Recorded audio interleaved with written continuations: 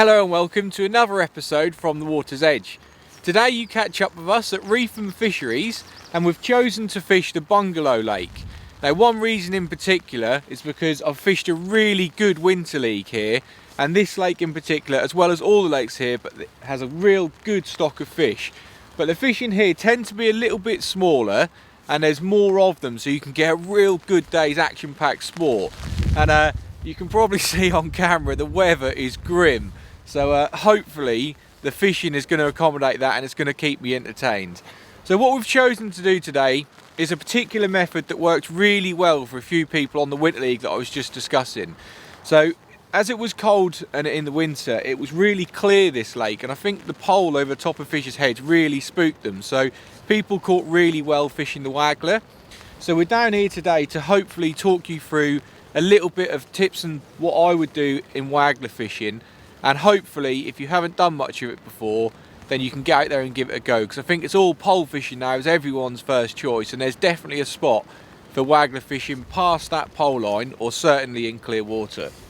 So, first of all, we'll have a look at the rig and the actual end tackle we're using. Now, rod and reel wise, nothing spectacular. Use whatever you want. I've just got a 13-foot Waggler rod. I do like to have the 13-foot. That's the only thing I really would stipulate, because it does give you the option of a decent cast if you need to.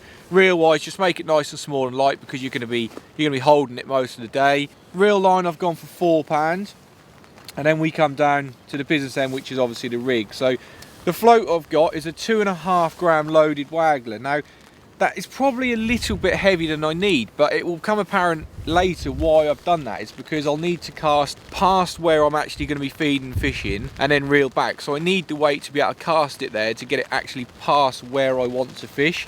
There'd be no point fishing a Waggler. My maximum cast is where I want, and then I have to reel back and sink the line, and you're not fishing where you want to fish. So I'm pretty much always, when I was Waggler fishing, I would try and go on the heavier side than you need to, because you can always, like I said, cast much further past it. Now, shotting wise, this is quite important due to the bait I'm fishing, which we'll touch on in a sec, but the bulk of the shot is all around the float, and then I've literally got 3 droppers of number 8s down near the hook end, and that's because I want to get a constant fall through the water. So you can catch through the water on a Waggler quite well, so you don't want to put a big bulk near the bottom, crash your bait there, and you miss all them intercepting fish on the way down, because obviously you're feeding it with a catapult. You have to, because you can't get bait out there otherwise. Them fish can be somewhere in that water, so the through the water and the low shotting or the light shotting near the end can really make a difference. And then onto the hook, I've got a really fine wire, size 18, nice and small, and again fine wire. So that's when I'm putting the bait on, we're going to be fishing pellet. I've not got a heavy hook dragging that down unnaturally fast. Hopefully it's going to fall the same speed as the freebies that we're putting out there as well. So then on to the bait we're fishing, which again is just as important probably as the method and why I'm doing it. If I'm fishing a Waggler, I really like to fish expanders. Now, if you haven't used expanders or not familiar with them, an expander is initially, it's hard and it floats. But what you have to do is you have to pump them. So get a pellet pump of your choice. You have to put your pellets in the water, pump the air out of them. That sucks the water in and pushes the air out. So those pellets become, eventually, after you've pumped them for a while, and I leave mine overnight, then they become soft and they actually then sink. But they sink at a much, much slower rate than a normal hard pellet would. So what I was saying earlier, these two marry up perfectly, is through the water, the pellets are sinking slower, so you've got more time to catch through the water. And because you're frying with a catapult, it gives any fish that are in the area that's not particularly on your feed, the longer a bait is actually falling, it's more time to catch their eye. So I think it can just maximise the chance of catching a fish or two. So I prepared them earlier. Like I said, they take literally 5 minutes to pump. I've done 2 sizes. I've done one 4mm and one 6mm, just because perhaps if we were catching a few smaller fish, there is some better ones in here. We might start upping some 6mm feed and a 6mm hook pellet and see if that makes a difference. A couple of other little things I've done just to change. I always like to have an option. I've just put a little bit of red goo on, which just turns out red and a different flavour, so it's just given me a change. And I've also got some maggots for the hook as well. But the main point of attack for the hook is actually some soft hooker pellets that I've purchased. I haven't pumped these myself. Now this is another reason why, is as I said, when you're pumping your expanders, they do go really soft, and it would be quite a mission to cast them out and be confident it stays on. Where with soft hooker pellets, I think a lot of companies use a bit of gelatine in them, so they're just generally a bit tougher and they stay on hook better.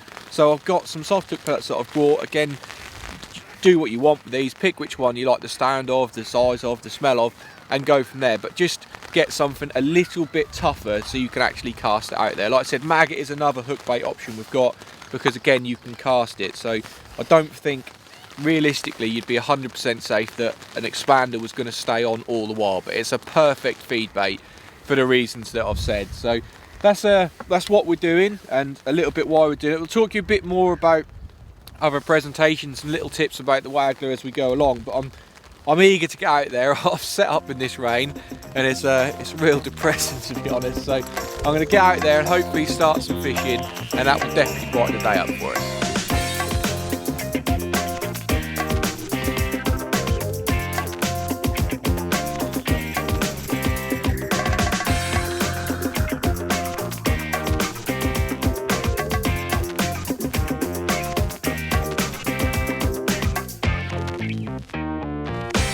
There we are, that didn't take long. As I said, this is absolutely stuffed full of fish, this lake, so I didn't expect it to.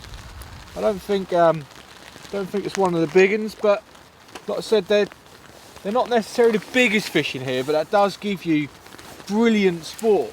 I think they're not too dissimilar to us when we were young and that, we're dashing around expending energy. You have to eat a bit more, and that's the best thing about little fish, because they do tend to be willing to feed all year round. So we'll quickly slip the hook out of him and we'll pop him in the net, and I'll get out there again with another bait. So all I'm going to be doing is trying to get myself in a little bit of a routine where every time I cast I'm going to feed a small pouch full of bait, and hopefully, like I said, it's going to get a real feeding activity down. So when I'm casting, as I'm now casting down to, I've clipped up past where I want to fish, hit the clip, and then it's a couple of quick turns of the handle and a strike up, and that sinks all of your line. And that's really important, especially more as it goes on and the wind picks up. Like today, as I said, it's a terrible day, but as that wind drags your line about, the float's going to be moving, so you need to make sure you get that line sunk and out of the way, because if not, your presentation's going to be all over the place. You're not going to be presenting anywhere. And oh, another little bite there, I missed that one. And I certainly wouldn't be worried about casting out quite a lot. And the reason being is, obviously, if you were pole fishing or more conventional, like that sort of way, a lot of the time bait movement, it actually snatches a fish and makes them snatch the bait. You'd lift and drop if you were on the pole. So what I mean by that is, obviously you'd sort of lift the float out an inch, drop it, and you'd work that bait, and as it moved, the fish would see that movement and they'd snatch it. Now you can't do that with a Waggler, but obviously what you've got is you've got your cast. So the cast, as it flutters down, you've got movement, and you've also got the option to just twitch it a little bit. So just every now, like after a minute or so, if you haven't had a bite, give you a little flick, move that bait, because that can make a big difference. And it's just a case of, hopefully I'm going to get myself, like I said, in a routine, get some bait going in, and once you get the more and more competition you get, obviously hopefully the better your fishing can be. But I'm going to keep plugging away. Hopefully it's not going to be too long. Like I said, we've had that one just pretty much straight away after the first pouch pull. I missed that bite a minute ago while I was talking to you, and already I'm getting the odd dip on the float. As I said, them expanders are sinking really slow, and that's going to make such a difference in drawing fish in and creating a tension into the swim, because you've just got that longer period of bait falling through the water. But that's probably been, what, sort of a minute now I've been talking away out of the bite, so I'm going to give it a little twitch, and then there we are. See, that that doesn't always work like that, don't get me wrong, but that movement, just, they could be looking at it, but they don't just quite want to eat it. I think in the height of summer, they just eat it. They're just hungry fish. But when it's not quite like that, and the weather's not perhaps on your side, or it's not as ideal, it's just a little persuasion to make them pick up your hook bait. Another nice fish. Some beautiful young fish in here. Real stunning markings. Like, when these fellas get big, they're going to be an absolute picture of a fish. But for me, absolutely perfect on a day like this to come out and catch. That's all you can ask for. So we'll get him slipped back in the net and we'll get out there and have some more.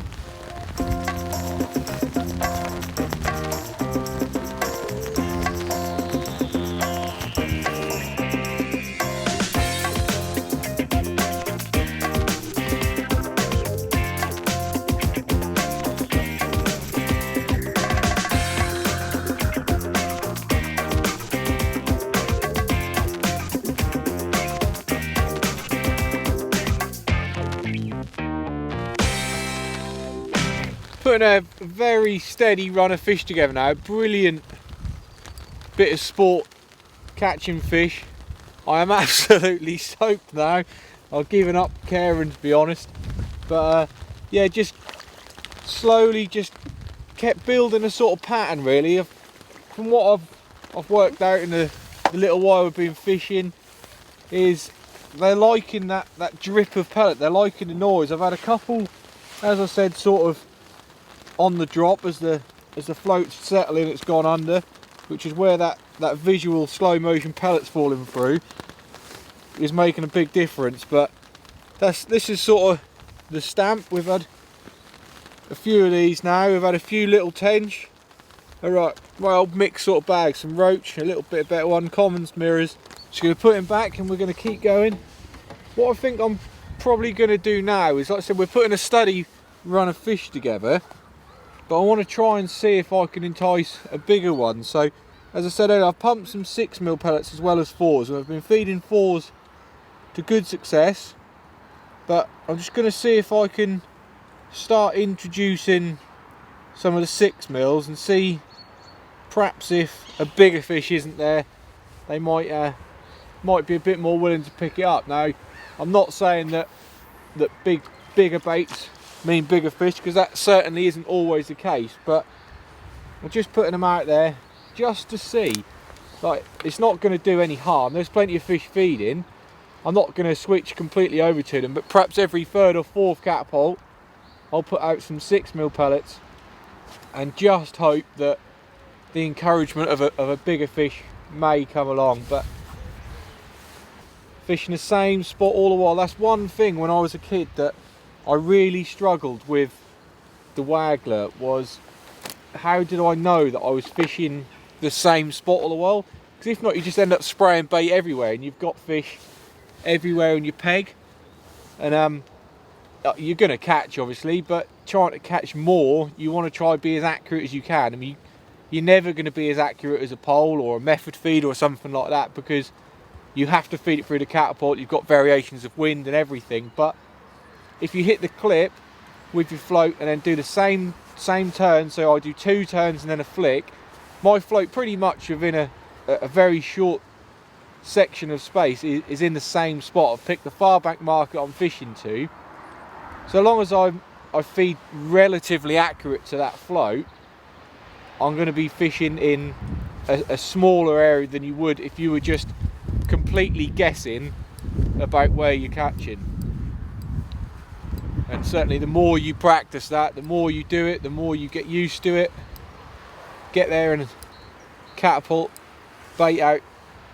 You find people who've been doing this a long while are ridiculously accurate, and that's the difference. That's what makes perhaps more bites, more weight than the person next to you, is practice, unfortunately, with fishing. It doesn't just come. It is something you have to work at. But these little fellas, they're in abundance out there at the minute. Catching absolutely loads. I've won a chuck almost. Like I said, I'm just going to start flicking them 6mm out and see if we can get a bigger one.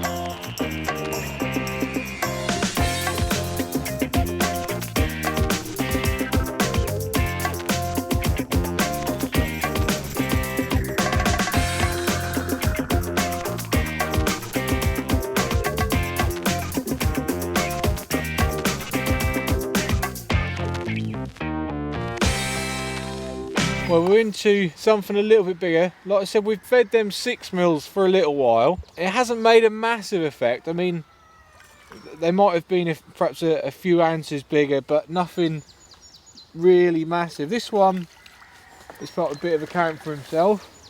And it's a fantail. I've had a few of these. It's worth showing you these because a little bit bigger than what we have been catching. So perhaps there was method in the madness with putting them 6 mils out. But he's I love these little fish. They keep you going. They've got big old, obviously you can see where to get the name from. The fantail, part of the crucian family, the fantail crucian carp they're known as. And they are great sport. Certainly willing to feed all year round. And certainly with rudders like that, they put up a bit of a scrap for the size. So we'll slip them back and plod on. I don't know how long I'm going to give it, to be honest. I'm pretty soaked through, although the rain has stopped now. It's quite cold, and perhaps a few more chucks, a couple more fish, see if we can get a big one. I pray we can, but if we can't, I've had a cracking day of just catching whatever's in front of me, so we'll give it a few more goes.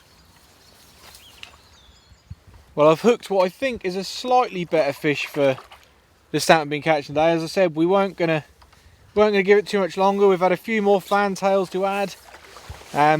The odd little tench. We've had a real mixed day and an absolutely brilliant day's fishing, and certainly what I was saying about the expanders and the Waggler and how we've done it today, I think has certainly worked today. And if you haven't been out and used it before, certainly give it a go, because there's some brilliant fishing to be had on it. But we'll show you this one, and then perhaps we'll sign off for now, because I'm not liking the look of them clouds, to be honest with you. He's going a bit mental. So like, it's not the biggest fish, but if he calms down a bit, I'll hold him up for you.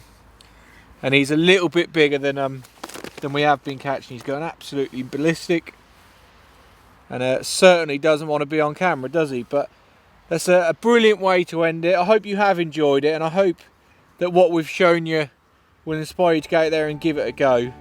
And you could also be having days like this on perhaps hard days when putting a pole over the head won't be working. But as always, thanks for watching, and we'll see you again on the next one.